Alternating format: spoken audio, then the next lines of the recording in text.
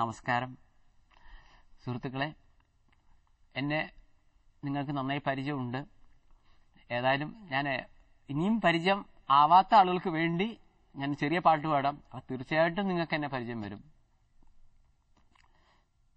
രാത്രി ശുഭരാത്രി, ഇനിയെന്നും ശിവരാത്രി, ജന്മം പുനർജന്മം നീ എന്നും കാമാക്ഷി, രാഗമനുരാഗം നീ എന്നും അനുരാഗി, പ്രേമം പുതുപ്രേമം നീ എന്നും മണവാട്ടി, ഓ പ്രിയേ ഓ പ്രിയേ ഓ പ്രിയേ. എനിക്ക് ഉറപ്പിച്ചു പറയാൻ പറ്റും, ഈ ഗാനം ഇന്ന് കേൾക്കാത്ത ഒരു ചെറുപ്പക്കാരനോ ചെറുപ്പക്കാരിയോ ഇന്ന് ഈ കേരളത്തിലില്ല. കേരളം മാത്രമല്ല, മലയാളം അറിയാവുന്ന ഒരാള് ഈ സോങ് കേൾക്കാത്തവരില്ലെന്ന് എനിക്ക് പറയാൻ പറ്റും. കാരണം യൂട്യൂബിൽ 2 മാസത്തിനിടയിൽ 25 ലക്ഷം വ്യൂവേഴ്സ് കാണുകയും ഒരുപാട് പേർ ഡൗൺലോഡ് ചെയ്തിരിക്കുന്നതുമായിട്ടുള്ളൊരു ഗാനമാണ് രാത്രി ശിവരാത്രി. ഈ സിനിമ എൻ്റെ പ്രഥമ സംരംഭമാണ്. ക്യാമറ ഒഴിച്ച് പരമാവധി ജോലികൾ ഞാനിതിൽ ചെയ്തു. അപ്പോൾ എൻ്റെ പ്രഥമ സംരംഭമായ കൃഷ്ണനും രാധയും എന്ന സിനിമയിലെ 8ൽ ഒരു ഗാനമാണ് നമ്മളിപ്പോൾ പറഞ്ഞ ഗാനം. ഈ സിനിമാ സംബന്ധമായിട്ട് ഒരുപാട് വളരെ ആൻസൈറ്റഡ് ആണ് ആളുകൾ. എങ്ങനെയാണ് ഈ സിനിമ വരുന്നത്? നമ്മളിപ്പോൾ ജൂലൈ ലാസ്റ്റ് അല്ലെങ്കിൽ ആഗസ്റ്റ് ഫസ്റ്റ് ആയിട്ട് സിനിമയുടെ റിലീസ് വിചാരിക്കുകയാണ്. അപ്പോൾ സിനിമയുടെ കഥയെ സംബന്ധിച്ചൊക്കെ അങ്ങനെ ആളുകൾ പല രീതിയിലും എന്നോട് ചോദിക്കേണ്ടായി. സ്നേഹവും വിരഹവുമാണ് ഞാൻ യഥാർത്ഥത്തിൽ ഈ സിനിമയിലൂടെ വിചാരിച്ചത്. ഈ രാത്രി ശിവരാത്രി എന്ന ഈ പാട്ട് തന്നെ ഞാൻ എഴുതുമ്പോൾ എനിക്ക് കാരണം പ്രേമത്തെക്കുറിച്ചൊക്കെ വളരെ ആധികാരികമായിട്ടൊക്കെ നമുക്ക് പറയണമെങ്കിൽ നമ്മളിപ്പോൾ ഒരു 4-5 പെമ്പിള്ളേരെയൊക്കെ പ്രേമിച്ച് പരിചയമുള്ള ഒരാളൊക്കെ ആണെങ്കിൽ ഇതൊക്കെ വളരെ എളുപ്പമായിരുന്നു. കാരണം ഇപ്പം അവരൊക്കെ നമ്മൾ മുൻകാലങ്ങളിൽ എഴുതിയ വല്ല ലവ് ലെറ്ററോ ഇതിനൊക്കെ വെച്ച് നമുക്ക് കാര്യങ്ങൾ എളുപ്പമാക്കാമായിരുന്നു. പക്ഷേ എന്നെ സംബന്ധിച്ചിടത്തോളം ഞാൻ ഇന്നുവരെ ആരും പ്രേമിച്ചിട്ടില്ല. സോ എല്ലാവരും ഇമാജിനേഷനിൽ എഴുതിയതാണ്. അപ്പോൾ വരികളായാലും അതിൻ്റെ ഒരു ഫ്ലോ യഥാർത്ഥത്തിൽ എനിക്ക് കിട്ടിയിട്ടുണ്ടോ എന്ന് അറിയില്ല. ഇനിയിപ്പോൾ അതിന് ഒരു പാട്ട് എഴുതാൻ വേണ്ടി പ്രേമിക്കാനുള്ള സമയവും ഇല്ല. പെണ്ണുങ്ങൾക്കും കൂടെ തോന്നണമല്ലോ, നമുക്ക് വൺ സൈഡായി പ്രേമിച്ചിട്ടും കാര്യമില്ലല്ലോ. അങ്ങനെ എൻ്റെതായ ഒരു ഐഡിയയിലൊക്കെ എഴുതിയ പാട്ടാണ്. ഏറ്റവും ചുരുങ്ങിയ വർഷം മനസ്സിൽ ഹൃദയത്തിൽ സ്നേഹം കൊണ്ടു നടക്കുന്ന ആളുകൾക്ക് ആ പാട്ട് ഇഷ്ടപ്പെടണമെന്ന്.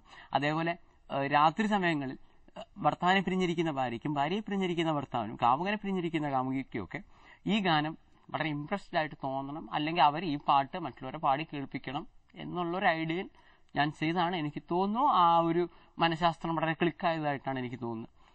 വ്യക്തിപരമായി ഞാൻ സ്ത്രീകളെ വളരെ ആരാധിക്കുന്ന ഒരു വ്യക്തിയാണ്. കാരണം ഒരു സ്ത്രീയെ സംബന്ധിച്ചിടത്തോളം ഞാൻ മനസ്സിലാക്കുന്ന ഒരു പുരുഷനും സ്ത്രീയും തമ്മിലൊരു വ്യത്യാസം എന്ന് പറയുന്നത് ഞാൻ മനസ്സിലാക്കിയ പുരുഷനെ പ്രസവിക്കാനുള്ള കഴിവില്ല, സ്ത്രീക്ക് അതുണ്ട്.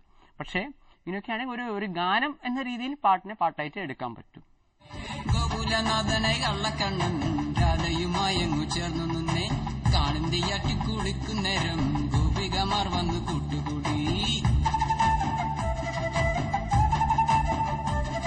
അപ്രിയ ഗാനത്തിലേക്ക് എത്തുകയാണെങ്കിൽ തീർച്ചയായിട്ടും മറ്റുള്ളവർക്ക് പ്രയാസം ഉണ്ടാവും.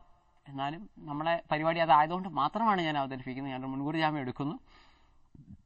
എനിക്ക് അപ്രിയമായി തോന്നുന്നത് എന്തുകൊണ്ടാണെന്നുള്ള ഈ പാട്ട് കഴിഞ്ഞിട്ട് ഞാൻ പറയാം. കാരണം വെച്ചാൽ ഒരേപോലത്തെ ഒരു ഇത് എനിക്കത് ഫീൽ ചെയ്തുകൊണ്ട് മാത്രമാണ്. ഒരു പാട്ട് പാടുമ്പോൾ മറ്റേ പാട്ടിലേക്ക് വരുന്നു എന്നുള്ളൊരു സംശയമുണ്ട് എനിക്ക്. അപ്പം മീശ മാധവൻ എന്ന് പറഞ്ഞാൽ അടിപൊളി സിനിമ, എനിക്ക് നന്നായി ഇഷ്ടപ്പെട്ടൊരു സിനിമയാണ്. പക്ഷെ അതിലൊരു കരിമിഴിൽ കുഴി കണ്ടില്ല എന്ന ഗാനം, ഈ പാട്ട് ആ ഇൻഡിവിജ്വലായിട്ട് പാട്ട് നല്ലതാണ്. അതേസമയം ആ പാട്ട് കേൾക്കുമ്പോൾ മറ്റുള്ള ചില പാട്ടുകളോട് ഒരു സാദൃശ്യം, പിന്നീട് വന്ന ചില പാട്ടുകളും ഈ പാട്ടും തമ്മിൽ എനിക്ക് വല്ലാതെ കൺഫ്യൂഷൻ വരുന്നു. അതുകൊണ്ട് എൻ്റെ അപ്രിയ ഗാനത്തിലെ ആദ്യമായിട്ട് ഞാൻ അവതരിപ്പിക്കുന്നു മീശ മാധവനിലെ കരിമീൻ കുഴിയെ കണ്ടില്ല. യൂട്യൂബിൽ വളരെ സൂപ്പർ ഹിറ്റ് ആയിട്ടുള്ള സോങ്ങാണ് എൻ്റെ കൃഷ്ണൻ രാധയിലെ 8 ഗാനങ്ങളും. അതേസമയം സൂപ്പർ ഹിറ്റ് ആകുമ്പോൾ തന്നെയും ഒരു ഭാഗത്തുനിന്ന് ശക്തമായിട്ടുള്ള വിമർശനങ്ങളും എൻ്റെ ഗാനങ്ങൾക്ക് നേരിടേണ്ടി വന്നിട്ടുണ്ടോ എന്നുള്ള സത്യമാണ്. ഞാനല്ല ഫസ്റ്റ് യൂട്യൂബിൽ കൊടുത്തിരുന്നത്, എൻ്റെ ഒരു ഫ്രണ്ടാണ് കൊടുത്തത്. എൻ്റെ നമ്പറും വെച്ചിരുന്നു. അപ്പോൾ തുടർച്ചയായിട്ടുള്ള ഫോൺ കോളൊക്കെ ഇനി വരാൻ തുടങ്ങുമ്പോഴാണ് ഞാൻ കാര്യങ്ങൾ അറിയുന്നത്.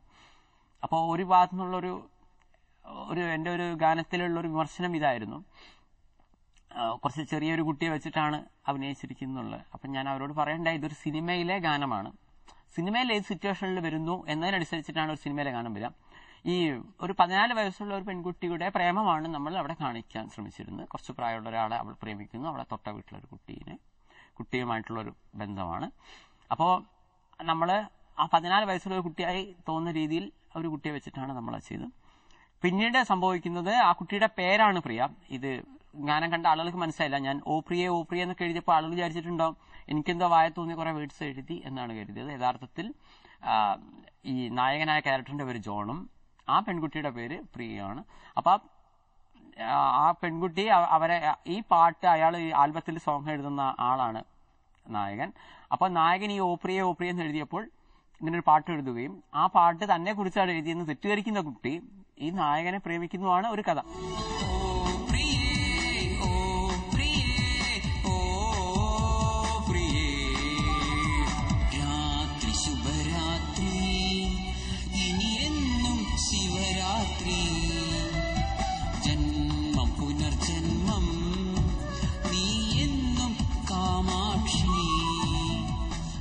ഇതിന്റെ ഇത്രയൊക്കെ തന്നെ സ്നേഹിക്കുകയോ ഒടുവിൽ ഈ നായകൻ തന്നെ വഞ്ചിച്ചു എന്ന് ആ കുട്ടി തെറ്റിദ്ധരിക്കുന്നതാണ് ഇതിന്റെ സിറ്റുവേഷൻ. അപ്പൊ ഇതിന്റെ ഈ ശരിക്കും സിനിമയിലെ അടുത്ത സീൻ എന്ന് പറയുന്നത് ഈ നായകൻ വേറൊരു പെൺകുട്ടിയോടെ ഒളിച്ചോടി കല്യാണം കഴിക്കുകയും ഈ പെൺകുട്ടി സ്ട്രെയിറ്റ് ആയിട്ട് വന്നിട്ട് നിങ്ങൾ എന്നെ പറ്റിച്ചു വഞ്ചിച്ചു, നിങ്ങൾ എന്റെ പുറകെ നടന്നാണ് ഓ പ്രിയ എന്നൊക്കെ പറഞ്ഞ് പാടിയ മനുഷ്യനാണെന്നൊക്കെ പറയുന്ന ഇതാണ് സിറ്റുവേഷൻ. അപ്പൊ സിറ്റുവേഷൻ സംബന്ധിച്ചിടത്തോളം ആ പാട്ട് കറക്റ്റാണ്. പക്ഷേ ഈ പാട്ട് മാത്രം കാണുന്ന ഒരാളെ സംബന്ധിച്ചിടത്തോളം ഈ പ്രിയ എന്നുള്ളത് ഈ ക്യാരക്ടറിന്റെ പേരാണെന്നും ഇതാണെന്നൊന്നും ആ കാര്യങ്ങൾ അറിയാതെയാണ് ചിലർ പറഞ്ഞത് എന്താ ഇത്രയും ചെറിയ ആളെ വെച്ച് ചെയ്യുന്നു. ചിലരോടൊക്കെ ഞാൻ ചോദിച്ചു, അങ്ങനെ നായകന്റെ അതേ ഏജ് ഗ്രൂപ്പിൽ തന്നെ നായികമാരെയൊക്കെ അഭിനയിക്കുന്നൊക്കെ നമ്മൾ വാശി പിടിച്ചു കഴിഞ്ഞാൽ മലയാള സിനിമയിലെ എല്ലാ നായികമാരും ഭൂരിഭാഗം നല്ല പ്രായമുള്ള സീനിയർ സിറ്റിസൺസ് ആയി പോകും. മലയാളം എന്നല്ല ഏത് ഭാഷയിലും സ്ഥിതി അങ്ങനെ തന്നെയാണ്. അപ്പൊ അങ്ങനെയൊരു നിയമങ്ങളൊന്നുമില്ല. ഒന്നാമത്തെ കാര്യം, നായകനും നായികയും തമ്മിൽ ഇത്ര വയസ്സിന്റെ ഒക്കെ ഡിഫറൻസ് വേണമെന്നൊന്നും എഴുതി വെച്ചിട്ടൊന്നുമില്ല മെയിൻ ആയിട്ടുള്ള കാര്യം. പക്ഷേ ഞാൻ ഈ കാര്യങ്ങളൊക്കെ പറഞ്ഞപ്പോൾ പലർക്കും കാര്യങ്ങൾ കൺവിൻസിംഗ് ആണ്.